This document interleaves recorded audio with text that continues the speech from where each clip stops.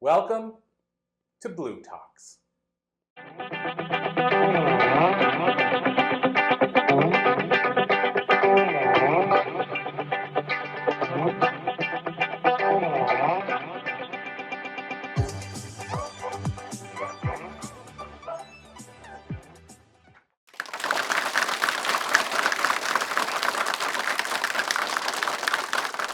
Friends, I'm going to get to know you a little bit by asking you a question. How many of you think you're really happy? Raise your hands if you think so. Funny, you don't look happy. I mean bounce off the ceiling happy. I mean like bubbles floating in a glass of champagne happy. How many of you are that happy? Yeah. Not all the time. You see, this is where statistics come in really well. In 2012, Canada was voted as the 7th happiest country on the global happiness scale on the face of the earth. But when you drill down, only about 10% of Canadians are really happy. Now, there's another study I love to quote, and that's in 2002. They interviewed people in the slums of Calcutta, and 70% were really happy. Now, guess what? I know what you're thinking. You're thinking, how the heck can people in the slums of Calcutta be happier than the average Canadian? Well, I'm going to let you think about that a little bit. You see, happiness, you're not happy all the time. No one is. It just can't be that way. And there are two types of happiness, according to Aristotle. There's hedonic happiness and eudaimonic happiness. Now, hedonic happiness is the happiness you get from outside. It's the happiness you get when you win the lottery. It's the happiness you get when you have a great meal. It's the happiness you get when things outside yourself are making you happy. Now, eudaimonic happiness is the happiness that comes inside of you.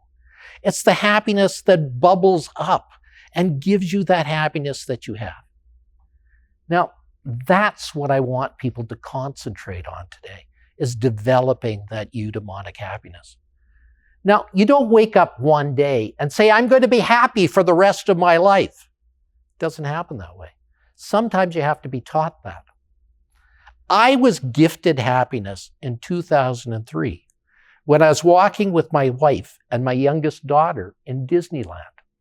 And my wife turned to me and she said, "What's wrong with you, hun?" Now, I was befuddled because once in my life, I hadn't said anything wrong. I hadn't done anything wrong. I hadn't even thunk anything wrong. But she persisted, and it was a voice of concern. She said, "What's wrong with you?" And I said, "Dear, I don't know what you're talking about." She said, "Listen to your foot." I said, "What do you mean, listen to your foot?" She said, "Well, listen to it." And my right foot had suddenly and mysteriously developed a right foot drop. It was flapping on the pavement with each step that I was taking. She said, "Did you have a stroke?" I said, "Dear, you're a doctor. I'm a doctor. If I had a stroke, I'd be lying on the pavement doing something unimaginable." Well, she said, "Well, when you get back, you better get it checked out." Now, when your beloved tells you you better get it checked out, what do? You get it checked out. And so I saw friends that were doctors. They were befuddled. They couldn't figure it out. They sent me to more doctors and more doctors and more doctors. I had CAT scans, brain scans, and even scans. And you know what they showed at the end of the day? Absolutely nothing. And you know what doctors do when the tests show absolutely nothing?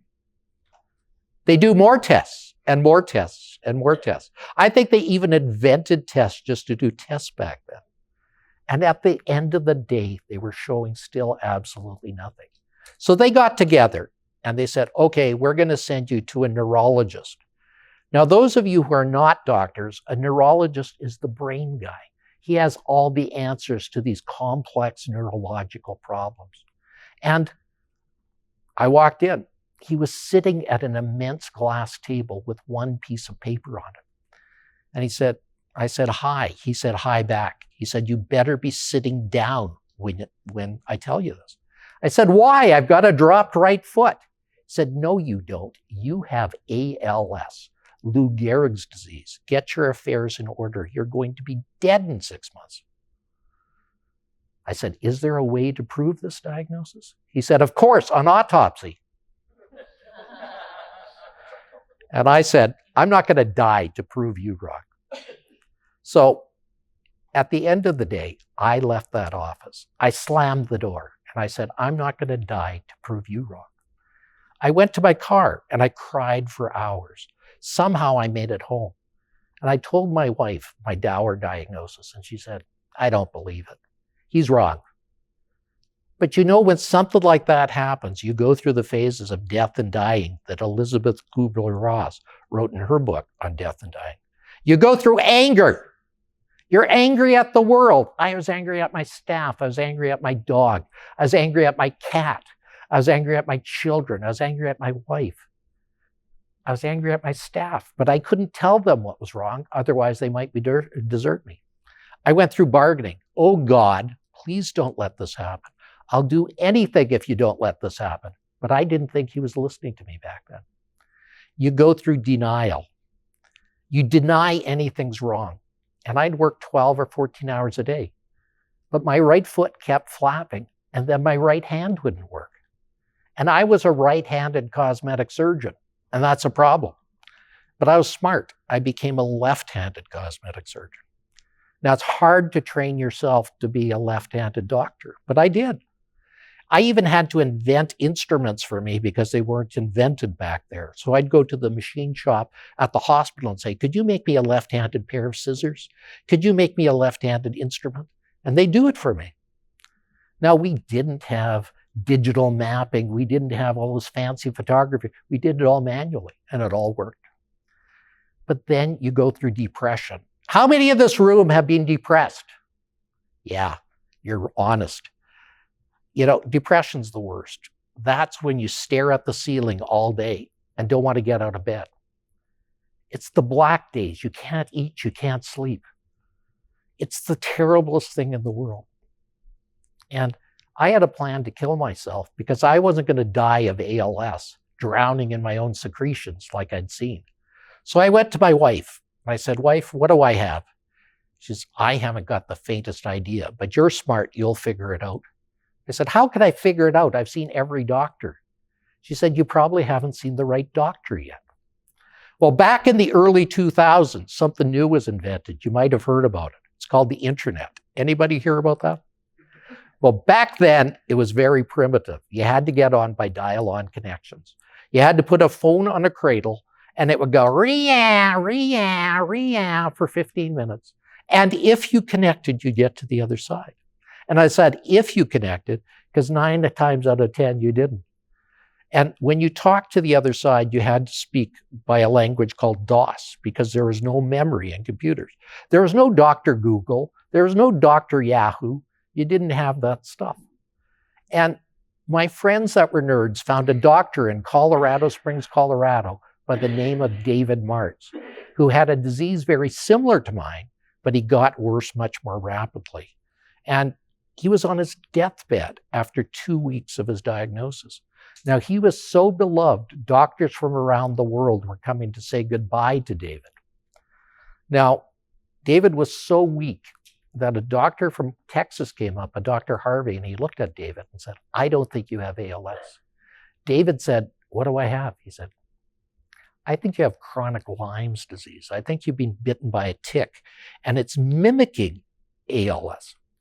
David said, what do I do? And the doctor from Texas said, you must do nothing. You just must take my treatment, and if I'm right, you'll get better. And within 2 weeks, he was like Lazarus arising from the dead. He was dancing, he was happy, he was doing everything. So I knew I had to get in touch with David. So I phoned every hospital in Colorado Springs, Colorado. And I met up with him at the Good Samaritan Hospital. And we talked for hours. And David said, can you come down and see me? And I said, I can't, David. He said, why? He Said, it's Thanksgiving in Canada. My wife's invited 35 people over. She'll kill me. He said, aren't there any planes in Canada? So I went to my wife, my hat in my hand. I said, dear, I'm not going to be here for Thanksgiving. She said, why? She said, we've got 35 people coming over. And I said, well, there's a doctor in Colorado that claims he can help me. She said, what are you waiting for? I'll pack your bags for you. I'll take you to the airport. That's what love is all about, people. When your wife will do things for you like that. Well, I got to the airport. I flew this one plane to Denver. It was beautiful, 2.5 hours.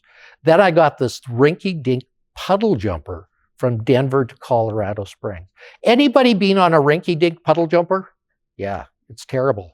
This one was particularly bad because at the end of the day, the winds would come off the desert and cause eddies. And the plane would drop 100 feet without warning. And then it would climb again and then drop 200 feet without warning. Then climb again and drop 300 feet without warning. It was like the drop of doom at Disney World over and over and over again.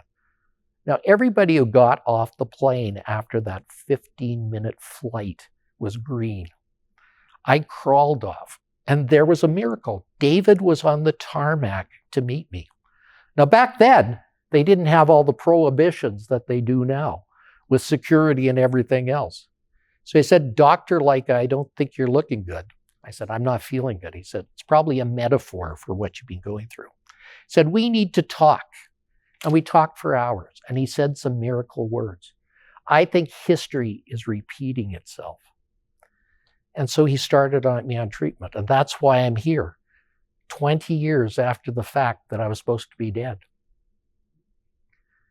But the beauty of all this is what teaches you happiness. You learn from these experiences. Your eyes open to the beauty around you. Look at children. They roll in the grass. They do somersaults. They do handstands. In the winter, they make snow angels. My grandchildren love to be pushed on a swing. Push me high, Grandpa. Higher and higher and higher. I want to touch the sky. I want to touch the sky. So happiness is in each and every one of you. And I want to do a little experiment here showing you about happiness. I want you to turn to your neighbor and say hi and smile at him. Do that for me.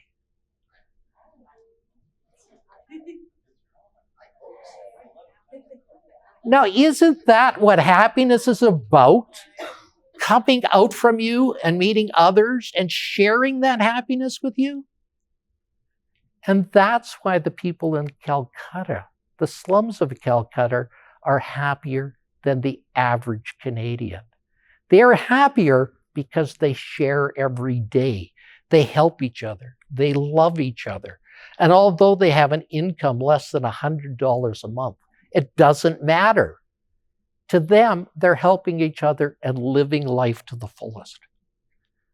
So how many of you have learned a little bit about happiness today? A show of hands. Okay. Now, if it has, I want you to stand up for me. If you're happy, stand up for me right now